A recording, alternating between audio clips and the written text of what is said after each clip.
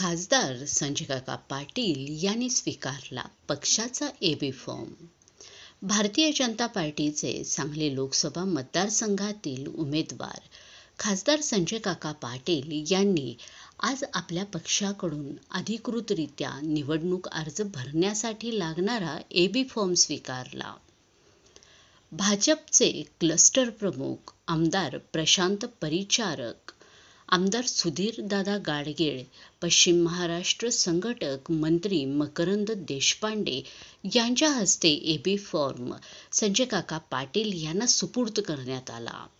यावेळी माजी आमदार दिनकर पाटील, भाजप पश्चिम महाराष्ट्र समन्वयक शेखर इनामदार, म्हाडा जिल्हाध्यक्ष चेतनसिंह केदार, जिल्हा उपाध्यक्ष अरविंद तांबेकर, महिला मोर्चा शहर जिल्हा अध्यक्ष गीतांजली ढोबे पाटील, महेश क्षीरसागर हे उपस्थित होते.